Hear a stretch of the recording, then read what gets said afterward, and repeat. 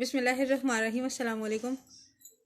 इंशाल्लाह सूरह आल इमरान की छोटी सी एक आयत करते हैं। छोटी सी है और उसका तर्जुमा और तफसीर भी छोटी सी है। और I am so sorry to late कि मैं कुछ अर्सा गायब रही। मेरे गले में इन्फेक्शन हो गया था जिसकी वजह से मैं वीडियोस वगैरह नहीं बना सकी।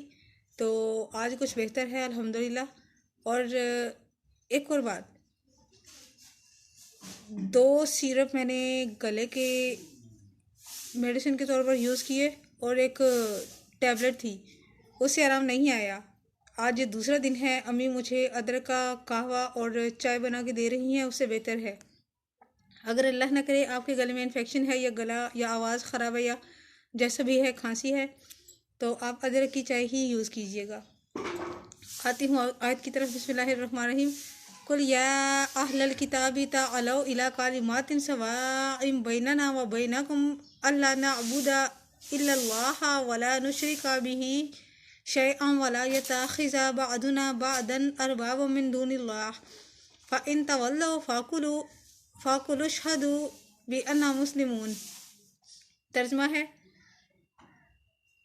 आप कहिए ए ईमान वालो, नहीं सॉरी, आप कहिए ए अहले किताब, आओ इस बात की तरफ जो यकसा है हमारे और तुम्हारे दरमियान, और वो ये है कि हम किसी की इबादत ना करेंगे अल्लाह के सिवा और ना शरीक ठहराएंगे उसके साथ किसी चीज़ को, और ना बना ले कोई हम में से किसी को रब अल्लाह के सिवा।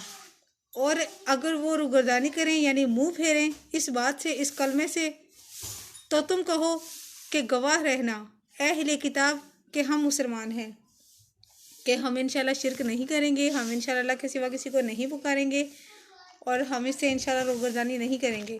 अल्लाह ताला ने इस आयत करीमा में फरमाया है कि यहूद नसारा और जो इन जैसे दूसरे लोग हैं, जो गैर मज़ाहिब लोग हैं, जो भटक चुके हैं और जो और रास्ते तलाश करते हैं इस्लाम के सिवा, उनसे अल्लाह ताला फरमा रही हैं कि इनसे कहना कि अगर तुम इस्लाम कबूल करना चाहते हो तो खालिस होकर इस तरह करके इस्लाम कबूल करो, अल्लाह के साथ किसी और को ना पुकारो और ना अल्लाह ताला के सिवा किसी और को रब अपना बनाओ। ये जब आयत करीमा नाजिल हुई तो उस वक्त उससे अबू सुफियान जो है, ये एक यहूदी, अबू सुफियान ने उस वक्त इस्लाम कबूल नहीं किया था और ये एक यहूदी बादशाह के पास रोम में थे, मुल्क रोम में, और अहले निजरान थे ये लोग। तो क्योंकि मैंने आपको बहुत दफ़ा पहले भी बताया है कि 80 जो आयात हैं ये यहूदियों के जो मुख्तलिफ इनके फ़िरके हैं, ये उन लोगों के बारे में ही नाजिल हुई हैं। पहली जो 80 आयात हैं सूरह आल इमरान की, ये उन्हीं के बारे में नाजिल हुई हैं। उसका नाम था, बादशाह का नाम था कैसर, रूम का बादशाह था। तो उसने हज़रत अबू सुफियान से, जब इन्होंने इस्लाम कबूल नहीं किया हुआ था, उस वक्त पूछा कि तुम मुझे बताओ तुम्हारे जो नबी हैं मोहम्मद, उनका हुलिया मुबारक कैसा है, उनका टॉकिंग स्टाइल कैसा है, और उनके हमीदा औसाफ यानी कि तारीफ़ किए गए जो उनके लाइक सिफ़ात हैं वो बयान करो। अबू सुफियान, अल्लाह करीम की कुदरत के अबू सुफियान ने इनकी शान के ख़िलाफ़ कोई बात ना की और वही कुछ बोला जो नबी करीम सल्लल्लाहु अलैहि वसल्लम के बारे में रियलिटी थी। इस तरह उन्होंने पूछा कि क्या मोहम्मद कभी वादा खिलाफ़ी करते हैं या उन्होंने कभी बदजुबानी की, यानी ज़ुबान देकर फिर उसे मुकर जाना। तो अबू सुफियान ने कहा नहीं, ऐसा कभी नहीं हुआ। हालांकि जो वक्त जंग का हमारा हो या वल्लाह जो भी चीज़ हो, कि मोहम्मद वो इंसान है। एक आदमी ने वादा किया उनसे कि आप थोड़ी देर यहाँ पर रुकें, मैं अभी फ़लाँ काम करके तो आता हूँ।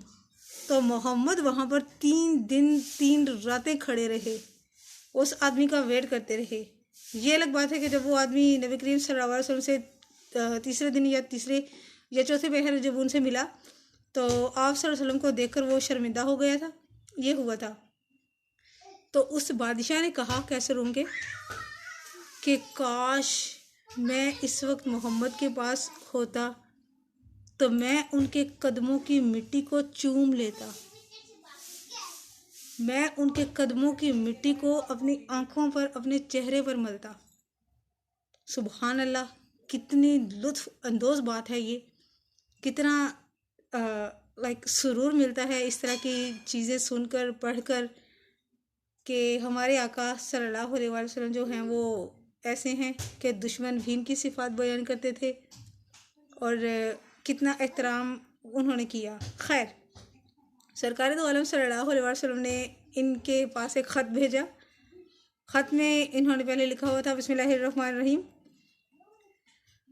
मैं मोहम्मद सल्लल्लाहु अलैहि वसल्लम की तरफ से ये कैसर रूम के बादशाह के नाम, क्योंकि ये जो वाक़या है ये सुलह हदीबिया के बाद और फ़तह मक्का से पहले का है, इसलिए उन्होंने हाथ भेजा। और ये वाली जो आयत है ना, ये वाली आप अलैहिस्सलाम ने उनको, उसको कैसर रूम को जो है ना वो बादशाह को ना लिख के भेजी थी।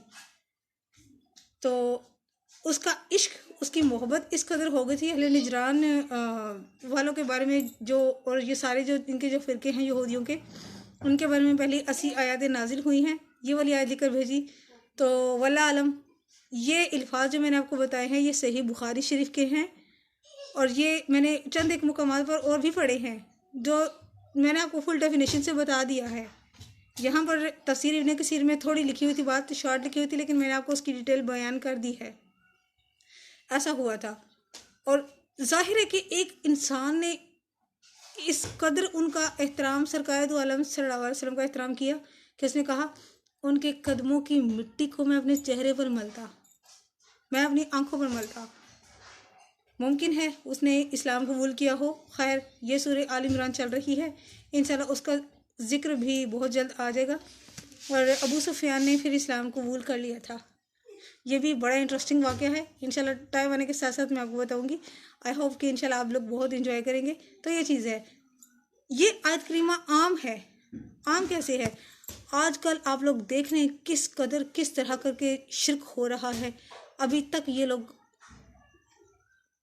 कोरोना में अजाने दे रहे हैं, जाए नमाज पर खड़े होने की हिम्मत कोई भी नहीं कर रहा। चलो एक काम करो, अब थोड़ी सी मेरी मान लो।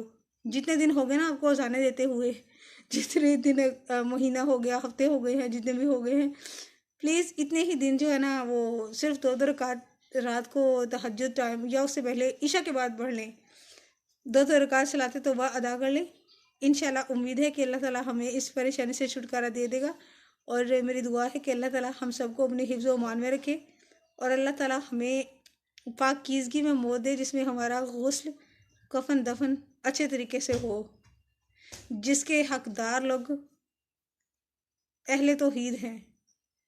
अल्लाह ताला हर एक को ये तौफीक अता फरमाए। अपनी ज़मीन में, अपने वतन में अल्लाह ताला हमें 2 गज़ ज़मीन दे दे, और हमें गुस्ल जैसे मुसलमानों को दफन करने का हुक्म है, अल्लाह ताला हमें वैसे दफन होने की तौफीक अता फरमाए।